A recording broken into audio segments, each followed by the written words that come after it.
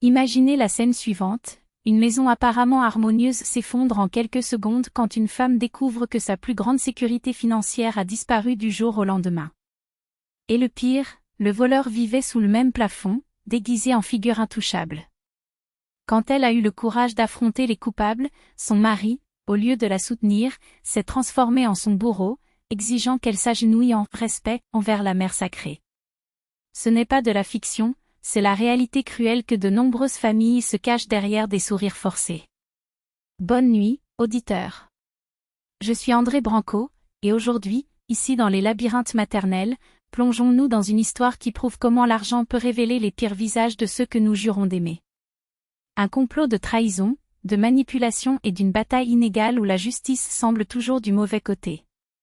Préparés? Alors écoutez attentivement.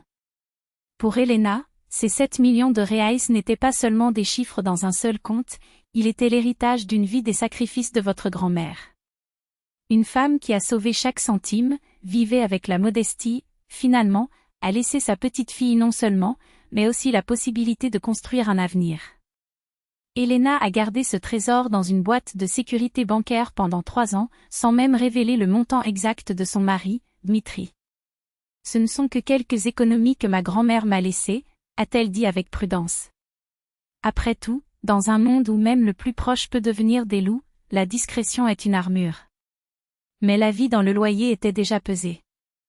4 ans payant le rêve d'autrui, alors qu'ils pouvaient à peine se rassembler suffisamment pour entrer dans leur propre propriété, avec ses salaires, son gestionnaire dans une entreprise de construction, et elle, comptable, cela prendrait 2 décennies d'économie extrême.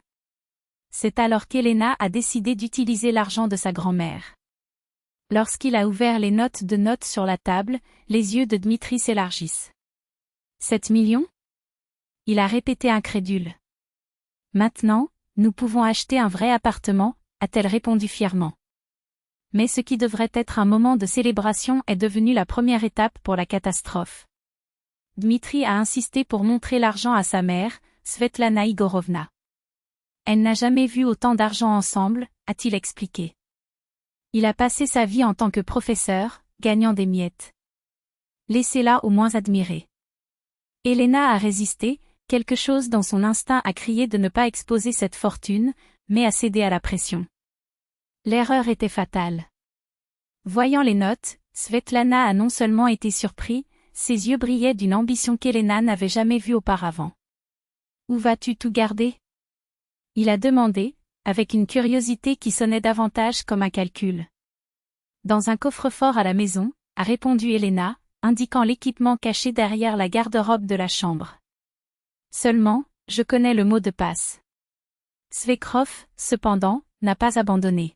« Ce n'est pas sûr. » « Et s'il vole ? » Mieux vaut partir sur le banc, a-t-il suggéré, tandis que ses doigts, presque involontairement, caressaient les billets. À partir de ce jour, Svetlana est venue assister à la maison avec une fréquentation suspecte. Avant, il est apparu une fois par semaine, maintenant, c'était presque quotidien. « J'ai apporté de la soupe, je suis venu pour laver vos vêtements, je voulais juste voir comment vous êtes », des excuses qui ont caché un but très clair.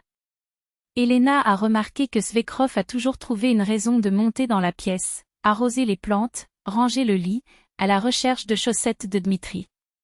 Chaque fois qu'elle passait près du coffre-fort, son cœur s'est accéléré. Jusqu'à ce que, un mois plus tard, la méfiance devient sûre. Lors de l'ouverture du coffre-fort pour un chèque de routine, Elena a trouvé tout intact. « Je suis paranoïaque », pensa-t-il, soulagé. Mais le sentiment que quelque chose n'allait pas ne l'a pas laissé.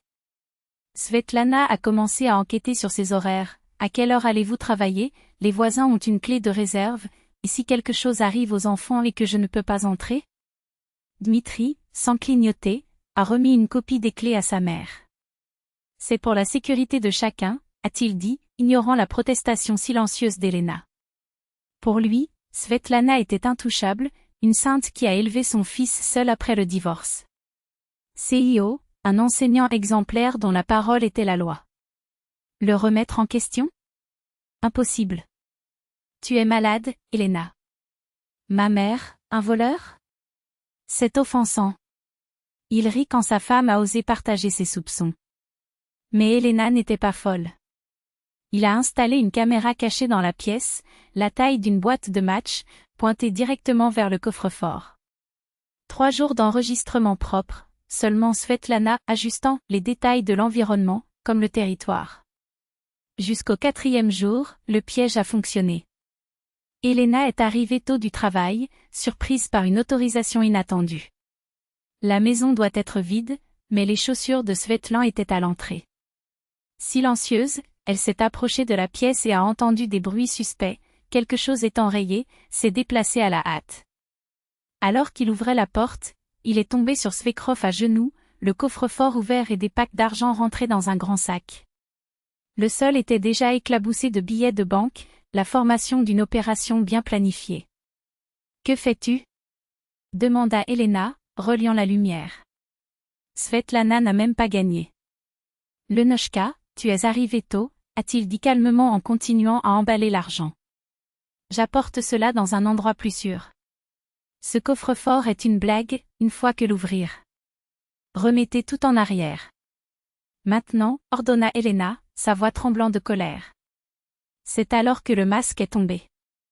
Svetlana se leva et regarda sa fille, Infro avec dédain. « Vous ne m'en voyez pas, fille. Ces millions sont aussi mon héritage. Après le mariage, tout est le couple, et en tant que mère de Dmitri, j'ai droit à une voix active. » Elena savait que c'était un mensonge, les héritages reçus avant le mariage sont intouchables, mais se disputer était inutile. Svetlana a toujours trouvé une brèche, une excuse, un moyen de victimiser. « Attendons que Dmitri arrive et résolve », a proposé Elena, essayant de gagner du temps. « Il n'y a rien à discuter », a déclaré Svekrov, fermant le sac avec un geste définitif. C'est alors qu'Elena a bloqué la sortie. « Vous ne partez pas ici avec mon argent. » Le ton de Svetlana s'est durci, « Sortez-le hors de mon chemin. N'oubliez pas, je ne suis pas votre ami. Je suis votre Svekrov. » Le combat était inévitable. Malgré la différence de force, Elena s'est battue avec des dents et des ongles par ce qui était le vôtre. Le sac est tombé, les notes ont volé sur le sol. C'est à ce moment que Dmitri est arrivé. Voir la scène, la mère et la femme sur le sol, entourées de l'argent dispersé, il a gelé. « Que se passe-t-il ici » a-t-il demandé confus. Svetlana, maître dans l'art de la manipulation, n'a pas perdu de temps. Avec des larmes aux yeux, il a commencé à faire sa version, sa femme est devenue folle, Dmitri. Il m'a accusé de voler, m'a agressé. Je voulais juste aider. Elena a essayé d'expliquer, mais a été interrompue par une gifle sur son visage. Comment osez-vous offenser ma mère ? Cria Dmitri, ses yeux injectés avec une fureur. Demandez le pardon. Précassez-vous et demandez le pardon maintenant. Et donc, en quelques minutes, Elena a réalisé la vérité cruelle, il n'y avait pas de justice dans cette maison. L'argent peut même acheter une maison, mais vous n'achetez pas de fidélité. Et lorsque la cupidité déguise l'amour maternel, la bataille est déjà perdue avant même qu'elle ne commence. Svetlana Igorievna a ajusté ses vêtements avec un geste théâtral et a lancé son fils un look rancunier. Sa femme m'a attaqué comme un sauvage, s'est-il plaint, la voix tremblante de l'indignation fabriquée. Je voulais juste vous aider à économiser de l'argent, et elle m'a appelé un voleur. Elena n'est pas retournée. Elle volait de l'argent à la voûte, a-t-il répondu fermement. Je l'ai attrapé en acte. Je ne volais pas, je transférais l'argent dans un endroit sûr. Avec un sourire triomphant, Svetlana a sorti les clés de sa poche. J'ai le droit d'être dans cette maison. Ton fils m'a donné les clés. Dmitri a regardé sa femme avec une expression de doute. Lena, maman a raison. Ce coffre-fort n'est pas sûr. Elle a un coffre-fort allemand à la maison, éclate. Mais Elena ne s'est pas laissée manipuler. Pointée vers la caméra cachée. Tout est enregistré. Je l'ai attrapé. Dmitri n'a même pas regardé les images. Votre visage s'assombrit. Le paradis de la colère. Vous espionnez-vous sur ma mère ? Installez des caméras ? Comment osez-vous ? Je protège notre argent, a-t-elle répliqué. Tu. Non. Nous sommes une famille. Et ma mère est aussi une famille. Elena a essayé d'expliquer que l'héritage était un bien personnel, mais a été ignoré. La fureur de Dmitri était aveugle, non pas pour la vérité, mais par la loyauté malade envers la femme qu'il avait créée pour être sa marionnette. Comment j'ose contredire ma sainte mère? Il rugit, la poussant si fort qu'elle est tombée au sol. Svetlana sourit victorieusement, en regardant sa fille, Inliu d'en haut. C'est mieux, murmura-t-il. Maintenant, demandez pardon à vos accusations. Mais Elena n'était pas du type qui s'agenouille au tyran. Il s'est levé, a recueilli les notes et les a retournées au coffre-fort avec un geste définitif. Dmitri a essayé de l'arrêter, mais elle le regarda avec une détermination qu'il n'a jamais vue en elle. Cet argent est à moi. Et personne ne le touchera. Demain tu changes les serrures, cracha-t-il. Et vous pouvez emballer vos sacs. Si tu ne fais pas confiance à ma mère, ne me fais pas confiance. Le lendemain, Elena a fait exactement cela. Il a changé les serrures, transféré chaque rouble en un compte bancaire de mots de passe qu'elle ne connaissait que. Dmitri a passé 3 jours dans un silence froid. Svetlana, à son tour, a simplement disparu, sans visite, sans appel téléphonique, sans ses préoccupations maternelles. Une semaine plus tard, le mari n'a pas pu supporter le poids de la tension. Nous devons divorcer, a-t-il annoncé, comme si elle était à blâmer. Je ne peux pas vivre avec une femme qui manque de respect à ma mère. Elena n'a pas discuté. Je savais que le mariage était un cadavre depuis longtemps, c'était tout ce qu'il devait être enterré. Le divorce était rapide. Il n'y avait pas de bien important à diviser, seul l'héritage qui, grâce à l'avocat d'Elena, est resté intouchable. Dmitri a tenté de se plaindre d'une tranche, mais les preuves étaient irréfutables, l'argent était le sien seul. Alors qu'il retournait dans l'appartement de sa mère, Elena a loué un modeste, mais le vôtre. J'ai obtenu un emploi à la tête de la comptabilité dans une multinationale, avec un salaire qui lui a permis de respirer sans dépendre de personne. Dmitri a appelé plusieurs fois, plaidant pour la réconciliation. J'avais tort. J'aurais dû te croire. Mais Elena avait déjà appris la leçon la plus difficile, qui permet aux autres de piétiner leur dignité une fois, sera condamnée à répéter le cycle pour toujours. À refuser chaque appel. Pas par haine, mais pour l'autopréservation. 1 an plus tard, l'ironie du destin a frappé à sa porte. Un policier a comparu pour une nouvelle qu'Elena ne s'attendrait jamais à ce que Svetlana Igorievna était accusée de détournement de fonds de l'école où elle travaillait. Ce n'était pas la première fois. Années de fraude, documents contrefaits, valeurs gonflées, argent public détourné vers des comptes personnels. Les dégâts ont dépassé 3 millions de roubles. Le réalisateur n'a découvert qu'après un audit surprise. Svetlana a essayé de blâmer un collègue plus jeune, mais l'expertise graphique l'a incriminé sans aucun doute. La policier a demandé à Elena si elle avait remarqué des disparitions d'argent pendant le mariage. Elle a montré la vidéo qu'elle avait gardée, la preuve incontestée que la « Sainte Mère » était en fait un voleur professionnel. Cet enregistrement a scellé le sort de Svetlana. Le tribunal l'a condamnée 4 ans en libération conditionnelle et le rendement complet du montant volé. Mais l'argent a été disparu, dépensé pour des réformes luxueuses, des meubles coûteux, des vacances dans les stations balnéaires.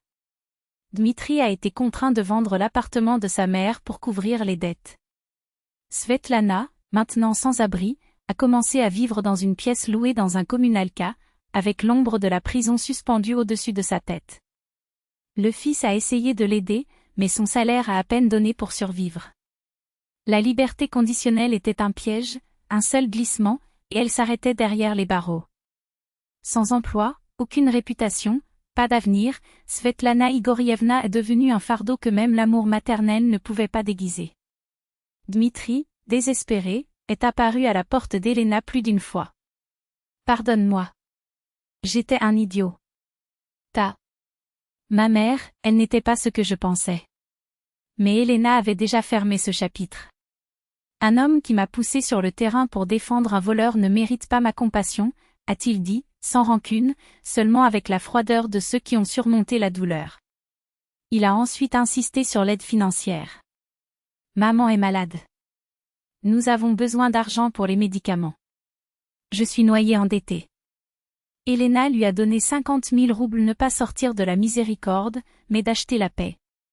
2 ans plus tard, Svetlana a subi un accident vasculaire cérébral.